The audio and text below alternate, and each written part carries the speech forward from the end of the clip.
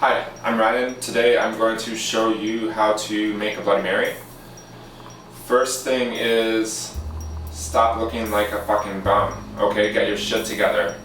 The Bloody Mary is a sophisticated drink and it demands that a sophisticated person make it.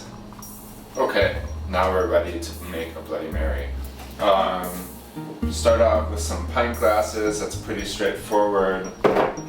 Probably the most important ingredients are Worcestershire, horseradish, and Tabasco. If you're feeling really ambitious, you can make horseradish at home. Just buy the root from the store and then blend it up with some vinegar and salt. And it's super pungent, but it's really good. It's really easy. But then again, so is buying horseradish. So anyway, put a couple of, I'm making 2 Bloody Marys. Obviously, you can expand the recipe for as many as you're making. Just take like half a teaspoon and put it in each glass. And then Tabasco.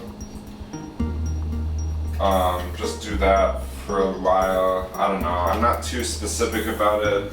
The drinks always end up turning out pretty good, so whatever.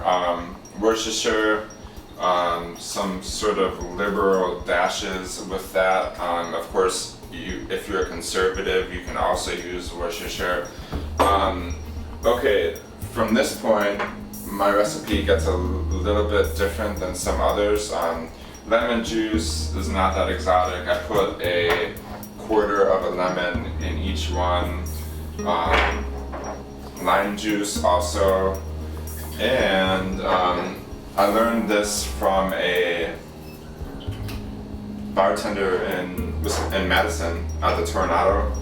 A little bit of orange juice makes your shit taste awesome, and put in there, so it's a little bit fruitier. I also like to add a little bit of pickle juice. Again, this is optional, and some might say unnecessary, but I really like a rich variety of flavors in my drinks, so that's why I do that. Some ground pepper. Again, I'm not exactly sure how much. I do about 4 or 5 spins in each one. The nice thing about the Bloody Mary is that after you've completed the drink, you will be able to test it and modify the ingredients before you send it out into the world on its very own. So that's pretty easy thing to do. I have some garlic powder here, and then celery salt right here. And I'm just kind of putting roughly the same amount of everything in there. I'm not that picky about it. Let's see, I think that covers all of that. Now I'm gonna add the vodka. A note about the vodka, I really like the Seagram stuff. I guess it's important probably that you don't spend that much money on it. What you really need is a neutral vodka, like Switzerland. And you probably don't need to get some like Grey Goose or something for your Bloody, because it's going to be obscured by all the other flavors in the Bloody. I used to use this Swedish brand called Svedka, which has this weird marketing scheme featuring robots, which I never really understood, but I guess I was compelled to buy it. My good friend Aaron said that that vodka tasted like rubbing alcohol, and I kind of agree, so I would discourage you from using that particular robot-influenced vodka. But again, just get some cheap stuff. I don't think it matters. Great. So now we have this super potent little mess of stuff. It's like 1 inch in my pint glass. That might be a good metric of knowing what your booze to non-booze ratio is. the great thing at this point is that you can, this is totally planned.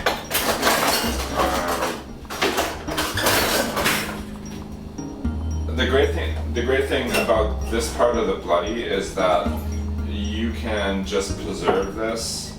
I'm straining it right now to get rid of all some of the gunk in there, but you can just put this in a jar or something and save it, or take it with you places, and then all you have to do is add tomato juice and you have a great drink. So that's kind of something I learned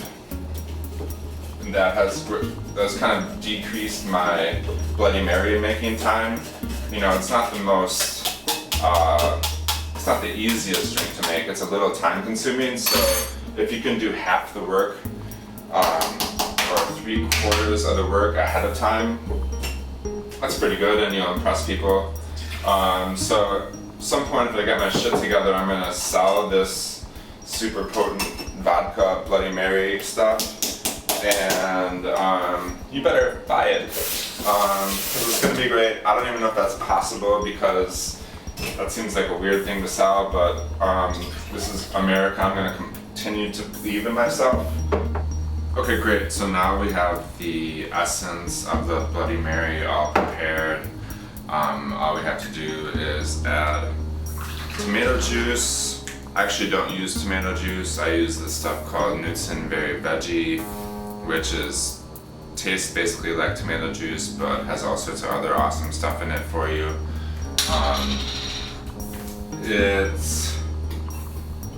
It's one of the reasons why I'm making a Bloody Mary is almost like making a smoothie, but with a little extra booze.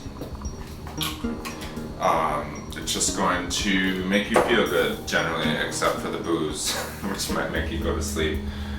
So now we have the drinks. I'm just going to stir them up a little bit, get the grit off the sides of the glass, and then pour it back into the veggie juice container to give it a shake.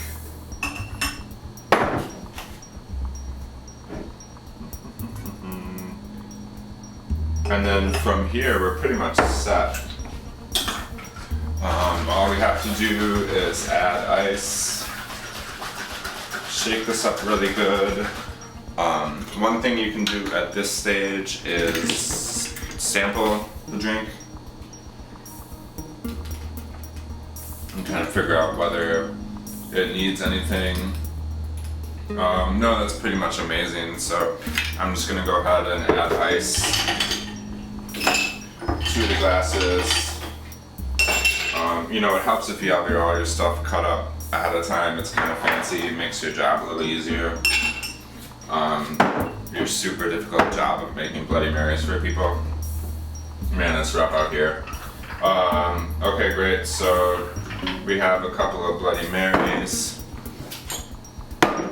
We have a whole shitload of additions we can add. Celery is pretty standard. I've got these pickles that I made, and some olives, and a pickled green bean. Looking pretty good. Got these fancy compostable straws. Also good. And then the last thing, which is kind of a Wisconsin specific item, is a chaser. Just to kind of cut the spice of the drink a little bit. You can probably use whatever. Obviously you can use whatever you want, Jesus. But we're gonna use Blind Pig today from Russian River. It's a pretty bougie option. It's a delicious IPA. But yeah, I think probably something on the lighter side is good. You probably don't want to follow this with like a porter or a stout or something. That's a little bit insane. So other than that, I think that this situation is ready to go. So thanks for listening. Good luck when you try to make these Bloody Marys on your own. It's tough out there, but I have a lot of confidence in you. I love you. Thank you.